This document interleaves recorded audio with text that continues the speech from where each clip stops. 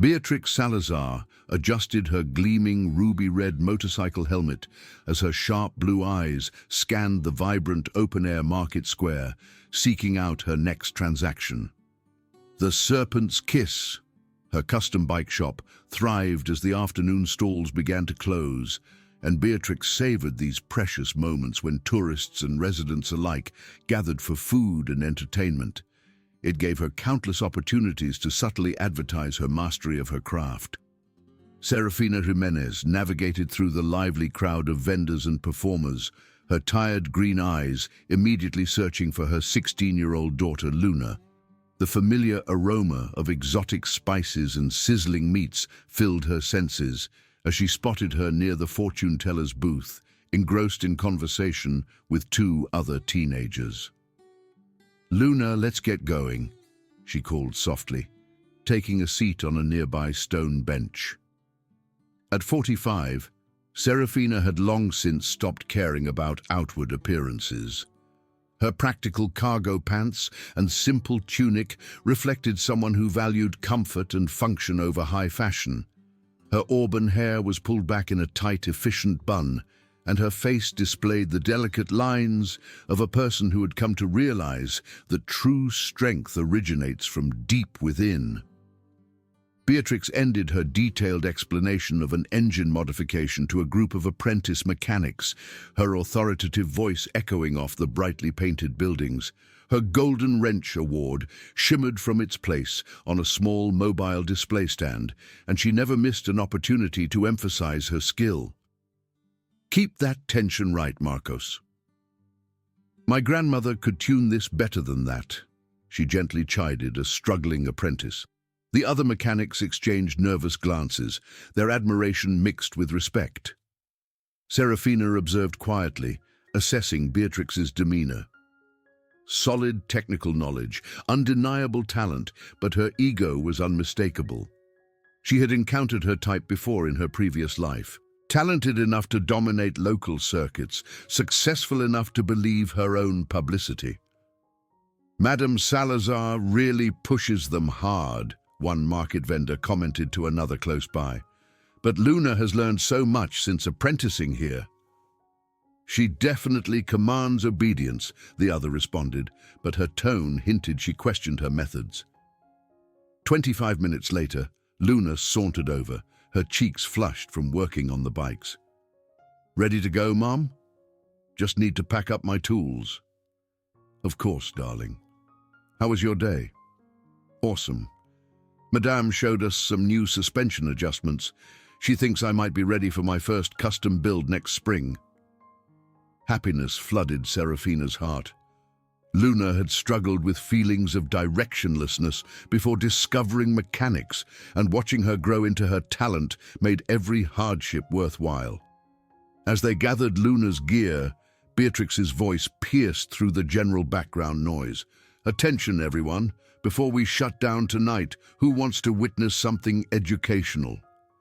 The square became quiet, every eye focusing on the bike shop owner. Serafina felt a sudden unease tightening in her stomach. Beatrix's gaze swept across the crowd before settling on her, a calculating smile appearing on her strong features. "You know what? I think we need a reminder about the difference between experienced professionals and ordinary citizens." Several mechanics shifted uncomfortably. This wasn't part of their normal routine. "Mum, let's just leave," Luna murmured, tugging on her sleeve. But Beatrix wasn't finished. She strode across the cobblestone square with exaggerated confidence, her boots clicking loudly in the suddenly tense atmosphere. Other vendors glanced around nervously, unsure whether this was a pre-planned demonstration or something more troubling. Serafina stood up slowly, her protective instincts warning her of potential danger. Whatever Beatrix had planned, she sensed it wouldn't end well. Beatrix stopped directly in front of Serafina, her tall, imposing frame towering over her modest height. The entire square had fallen deathly silent. Even the street performers who had been joking moments earlier now watched in uneasy silence. "Madam," Beatrix announced loudly, making sure everyone could hear, "I don't think we've formally met." You're Luna's mother, right? That is correct, Serafina answered calmly, her voice even despite the tension in the air. Beatrix's smile widened, but it lacked warmth. Well, since you're here watching our work, I was wondering if you've ever considered working on motorcycles yourself. Serafina felt Luna's hand slip into hers, her palm damp with apprehension. Not really, she replied truthfully. Oh, come on, Beatrix continued, her tone growing more theatrical as she played to her audience. I'm sure you've seen those custom bikes thinking you could handle one like that, correct? Most people do. Nervous laughter rippled through the crowd. Serafina noticed several vendors looking away, clearly uncomfortable with where this was going. Actually, I don't really watch motorcycle shows, Serafina said, maintaining her composure. We should probably head home. Luna has homework. But Beatrix wasn't done with her performance. She took another step closer, her voice dropping just enough to sound conversational while still carrying across the square.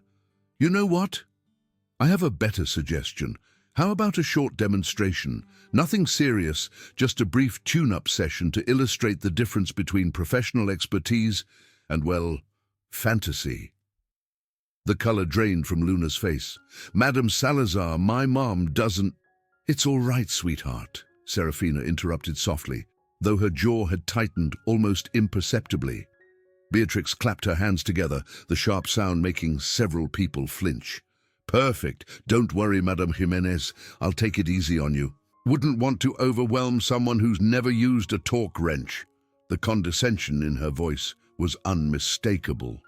Serafina could see the other mechanics shifting uncomfortably, some seeming embarrassed by their boss's behavior, others excited by the prospect of entertainment. This really isn't necessary, Serafina said, her voice remaining calm. Oh, but it is, Beatrix insisted, spreading her arms wide. See, too many people think they're mechanically inclined because of what they see on the internet. It's important to understand the reality of professional mechanics versus weekend hobbyists. The insult hung in the air like exhaust fumes. Serafina felt something shift inside her chest. Not anger exactly, but a familiar coolness she hadn't felt in years. Besides, Beatrix continued, now clearly enjoying herself, what's the worst that could happen? A few gentle demonstrations, maybe a stripped bolt or two. Consider it a free lesson in reality. Around the square, reactions were mixed. Some mechanics looked horrified by their boss's behavior, while others seemed caught up in the spectacle. The other vendors appeared torn between intervening and staying out of it. Serafina looked down at Luna, whose eyes were wide with worry and humiliation. Then she looked back at Beatrix, whose smug expression suggested she was already relishing her inevitable victory. One condition, Serafina said quietly. Beatrix raised an eyebrow. Oh, and what's that? When this is over, you apologize to your apprentices for this charade. Beatrix's laughter echoed through the square, sharp and mocking. Apologize? Madam, you're going to be the one apologizing to the engine when you can't even tighten a bolt. Several mechanics cringed at their boss's cruelty, but Serafina's expression remained unchanged. She simply nodded and began taking off her tunic, revealing toned, capable arms that spoke of years of disciplined work. Mom, Luna whispered urgently, you don't have to do this. Serafina squeezed her daughter's hand gently. Sometimes, darling, bullies need to be reminded that skill comes in many forms. As Serafina moved toward the center of the shop, her movement changed subtly.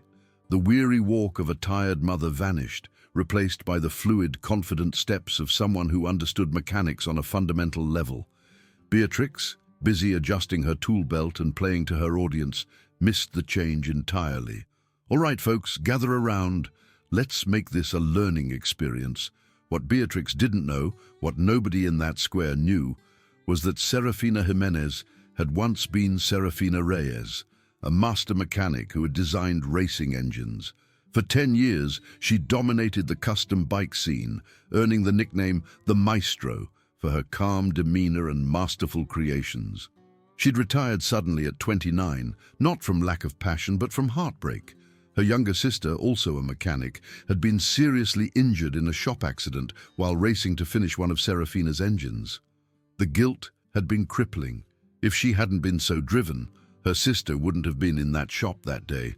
Serafina had walked away from everything, the fame, the awards, the life she'd built.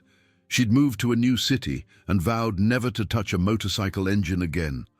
For 15 years she'd kept that promise, pouring her energy into raising Luna and building a quiet life as a community volunteer. But now, watching Beatrix's smug face as she explained to her apprentices how real mechanics handled amateurs, Serafina felt the old spark igniting, not for glory or recognition, but for something more important: respect. "You ready, Madame Jimenez?" Beatrix called out, bouncing lightly on her feet in what she probably thought was an intimidating display.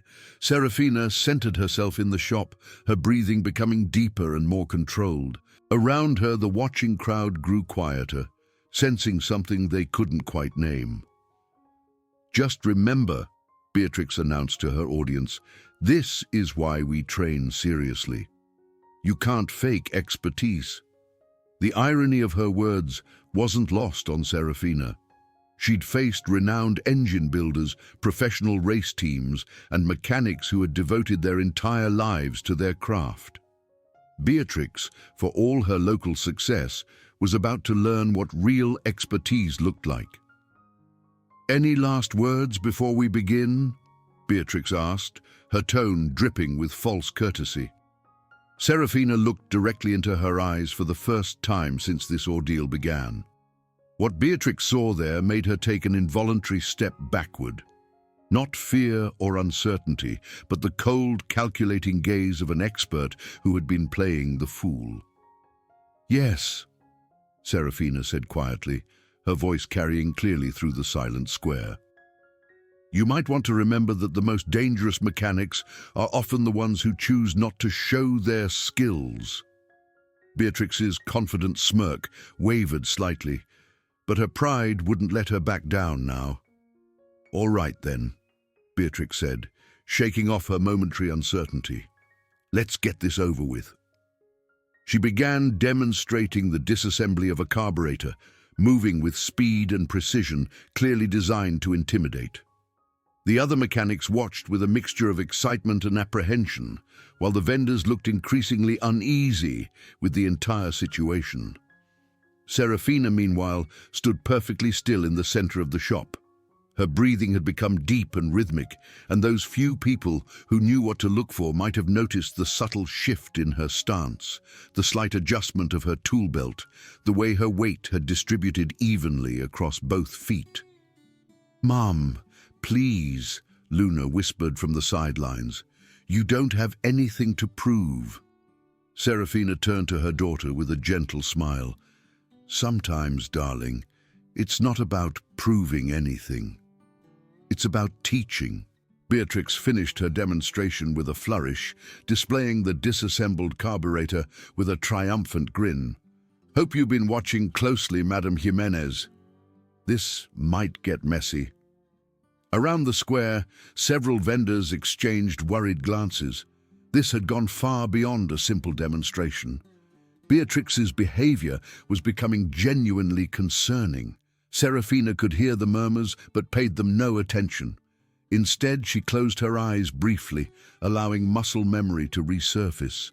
Her body remembered everything: the countless hours spent bending over engines, the precise feel of each tool, the unique characteristics of every engine, and how to coax the best performance out of it. When she opened her eyes, something fundamental had changed. The tired mother was gone, replaced by someone who moved with quiet authority. Beatrix noticed the transformation and frowned. "You've been holding out on us, haven't you? Took a few auto shop classes at the vocational school?" "Something like that," Serafina replied softly. "Well, no matter. A little weekend garage work won't help you here." Beatrix began circling her slowly, still playing to her audience. See, folks, this is what happens when people overestimate their abilities. Real mechanics isn't like what you see on TV. Serafina remained motionless in the center, turning only her head to track her movement. To an untrained eye, she looked passive, almost defenseless, but to anyone who understood mechanics, her stillness was unnerving, like a precisely tuned engine waiting for the perfect moment to ignite. The thing about engines, Beatrix continued her lecture while circling, is that it takes years to develop a real understanding. You can't just watch a few videos and think you're ready for the real thing. You're absolutely right, Serafina agreed, her voice carrying a strange note that made several people look at her more closely. Beatrix paused her circling, clearly surprised by her agreement. Exactly. So maybe we should just call this off before— No, Serafina interrupted gently. You wanted to teach a lesson about real mechanics. Let's teach one. The certainty in her voice sent a ripple of unease through the square. Even Beatrix seemed to sense that something had shifted, though her pride prevented her from backing down. Fine, she said, settling into what she thought was an intimidating stance. But don't say I didn't warn you. Beatrix selected a complex engine, a V-twin with a reputation for being difficult to tune, and began to work with rapid, confident movements. It was the kind of task she'd probably use to impress countless customers. It never came close to intimidating Serafina. She moved with the grace of a seasoned dancer. She analyzed the engine with a glance, then grabbed a tool that Beatrix had never seen before and began to tune the fuel injectors with minimal adjustment. The movement was so subtle, so economical, that several observers weren't even sure she'd done anything at all. Beatrix stumbled slightly, her confidence shaken. Those adjustments should have been complicated. She'd worked on that engine hundreds of times before. Lucky guess, she muttered, resetting her stance. Won't happen twice. Serafina said nothing, simply returned to her centered position and waited. This time, Beatrix tried a more complex adjustment. Timing, ignition, fuel mixture. Each adjustment was technically proficient, performed with the confidence of someone who'd never been seriously challenged. Each adjustment still didn't change anything.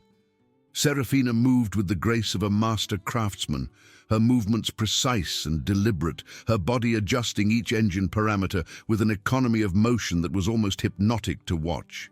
She never looked rushed, never seemed off balance. It was as if she could anticipate each flaw before Beatrix even knew what she was going to adjust. Around the square, the atmosphere had shifted dramatically. The excited chatter had died completely, replaced by an electric tension that made everyone hold their breath. Even the youngest apprentices could sense they were witnessing something extraordinary. Beatrix's confidence began to crack.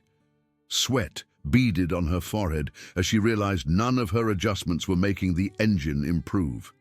"Stand still and let me work," she snapped, launching into a more aggressive series of adjustments. Serafina continued her ethereal dance, avoiding each adjustment with minimal effort. But now something else was happening.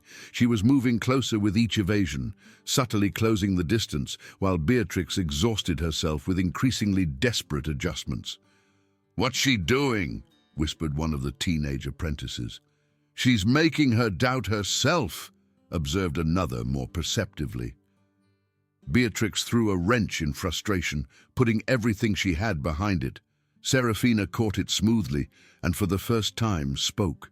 "You've forgotten the basics. Stop trying to overpower the engine and listen to it." The words were so gentle they couldn't have hurt a child, but they sent a clear message. "I could have hurt you there, but I chose not to." Beatrix spun around, her face flushed with exertion and growing panic. "What are you playing at? Show me what you know." "I am," Serafina said quietly. "I'm just choosing how." The profundity of her statement hung in the air. She wasn't running or hiding. She was demonstrating a level of control that none of them had ever seen before. Beatrix, her breath coming in ragged gasps, made one final desperate attempt. She grabbed a hammer and lunged forward, trying to use her brute force to overwhelm the engine. It was exactly the wrong move, against exactly the wrong person. As Beatrix lunged forward, Serafina did something that defied everything the watching crowd thought they understood about engines and mechanics. She didn't try to push the engine away or defend it from Beatrix's attack. Instead, she reached out and stopped Beatrix's hand. Her movement was so unexpected, so perfectly timed, that Beatrix's forward momentum worked against her. Serafina's hands found the hammer, and using a technique that looked almost gentle, she showed Beatrix how to tap the engine in just the right spot so that the engine began to purr like a kitten. Beatrix lay still for a moment, stunned not just by the adjustment, but by the complete impossibility of what had just happened. She'd been the aggressor, she'd had all the tools, and somehow she'd ended up listening to her. Beatrix pushed herself up on her elbows, staring at Serafina with a mixture of confusion and dawning respect.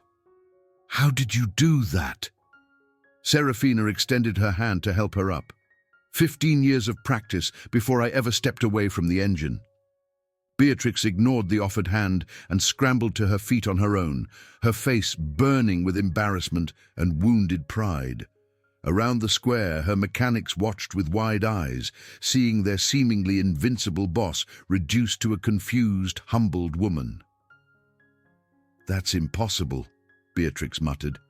You're just a mom, a regular person." "No," Serafina said gently but firmly. "I'm a person who chose to step away from engines to focus on what really mattered, raising my daughter. But that doesn't mean I forgot everything I learned."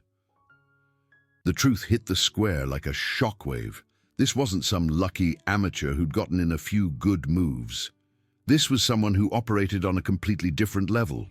Someone who'd been holding back so dramatically that the entire confrontation had been less a competition than a lesson. Luna stepped forward, her eyes bright with tears of pride and relief. "Mom was Serafina Reyes," she announced to the stunned square. "The maestro. She retired when I was little." The silence that followed was deafening. Several of the older mechanics pulled out their phones, clearly searching for the name. Their expressions shifted from skepticism to awe as they found videos and articles about Serafina's legendary career.